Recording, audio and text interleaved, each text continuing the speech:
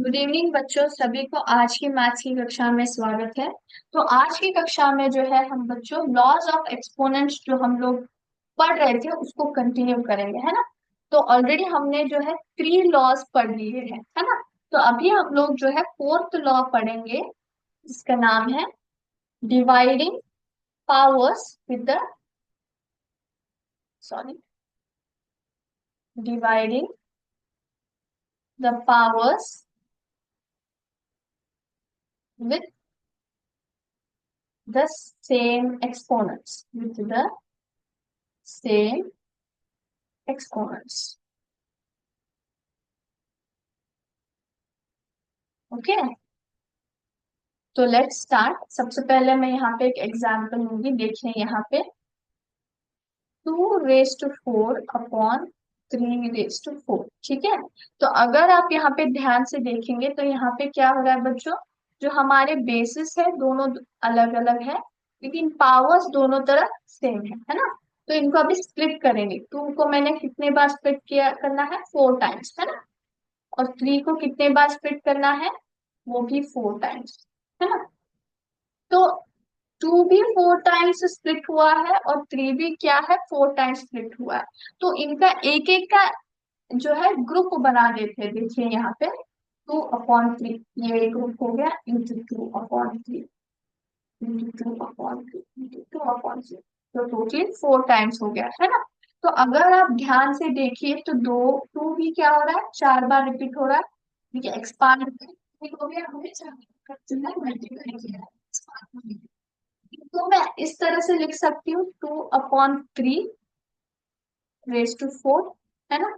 क्योंकि जब आप ब्रैकेट ओपन करेंगे इसका मतलब 2/4/3 रेज टू 4 ही रहेगा, क्योंकि ये 4 जो है दोनों को अप्लाई हो रहा है, जो कि हमारा ये प्रश्न बोलता है। ठीक है, तो इसका मतलब क्या है, जब आपके बेसिस अलग अलग है लेकिन पावर सेम है और आप डिवाइड कर रहे हैं, तो आप क्या करेंगे, बेसिस को जो है एज इट इज लिख के होल टू द पावर लिखेंगे, होल टू द पावर लिखेंगे। हमारा लॉ क्या कहता है, यहाँ पे देखिए, a raise to m upon a raise to m upon b raise to m is equal to a upon b raise to m। ये हमारा कौन सा लॉ है, 4th लॉ है बच्चों, 4th लॉ। ठीक है, अब हम लोग जो है 5th लॉ की तरफ जाए।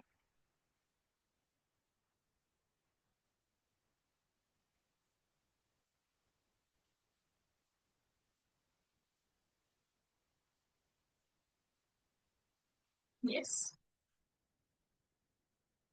जो कि क्या बोलता है, taking power of a power, taking power of A power. इसका मतलब क्या है बच्चों, what do you mean by, देखिए मैं यहाँ पे एक एग्जांपल लेके समझाती हूँ। 2/3 ब्रैकेट ऑफ 2, ये हमारा एक प्रश्न है। ठीक है, तो इसका मतलब क्या है बच्चों, 2 क्यूब यानी कि 2/3 को हमने कितने बार मल्टीप्लाई किया है या फिर एक्सपांड किया है, 2 बार एक्सपांड किया है। यानी कि इसको अगर आप ओपन करके लिखेंगे तो 2 क्यूब इंटू 2 क्यूब आएगा, यानी कि 2 क्यूब को मैंने 2 बार जो है मल्टीप्लाई किया है एक दूसरे से, है ना, एक दूसरे से। तो जब यहाँ पे बेसिस भी सेम है, पावर भी सेम है, तो आप क्या करोगे, वेरी सिंपल, बेस को जो है एज इट इज रखना है और पावर्स को क्या करना है, एक दूसरे से ऐड करना है। तो ये आंसर क्या आएगा, 2/6 आएगा, 2/6, है ना। ये हमने किया। ओके, तो हमने क्या किया, पे बेसिस को एज इट इज रखा है और पावर्स को ऐड करके हमने इसको सम अप कर दिया, 3 + 3 = 2/6। लेकिन मुझे ये होल प्रोसेस नहीं करना है, मुझे यहाँ पे डायरेक्टली इसी में मुझे करना है। तो आप कैसे करोगे, एज इट इज 2 को मैं यहाँ पे रखूंगी और ये जो है 3 और 2 को एक दूसरे से मल्टीप्लाई कर दूंगी। 3 × 2 = 6 आता है, क्या आता है, 3 × 2 = 6। तो हम लोग क्या करते हैं, जब अगर पावर्स 2 बार आए तो आप क्या करोगे, आप एज इट इज बेस के रखोगे और दोनों पावर्स को एक दूसरे से मल्टीप्लाई करोगे तो ये रूल क्या है, a raise to m the bracket of n is equal to a raise to m n. A raise to m n मतलब एम इंटू एन। ये हमारा कौन सा लॉ है, फिफ्थ लॉ है बच्चों। कौन सा लॉ है, फिफ्थ लॉ। ठीक है, फिर से पांचवा लॉ जो है हम लोग एक बार फिर से रिवाइज कर लेते हैं। Okay, yes.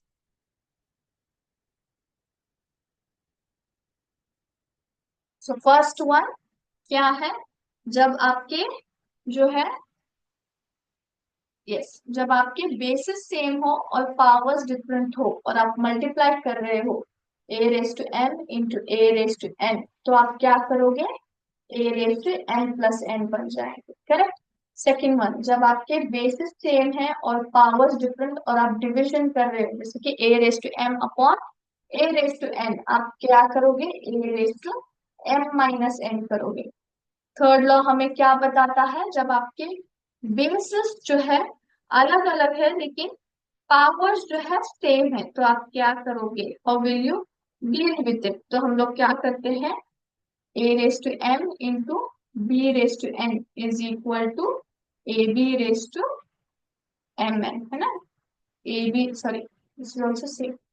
जब आपके बेसिस अलग हो और पावर्स सेम हो तो आप क्या करोगे, बेसिस को एक दूसरे से मल्टीप्लाई करके पावर को एज इट इज लिख दोगे। ठीक है।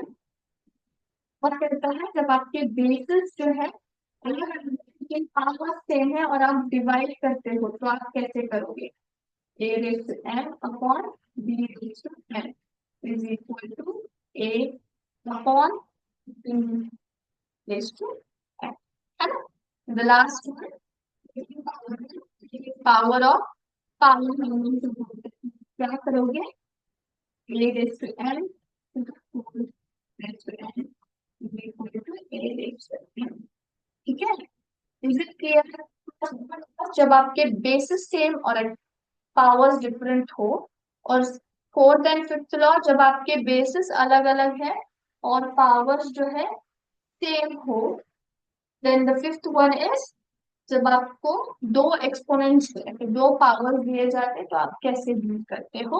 ये हमारे जो है पांच लॉज ऑफ एक्सपोनेंट्स है। ठीक है, तो आज की क्लास हम लोग यही पे स्टॉप करेंगे बच्चों। थैंक यू बच्चों, जय हिंद जय विद्या।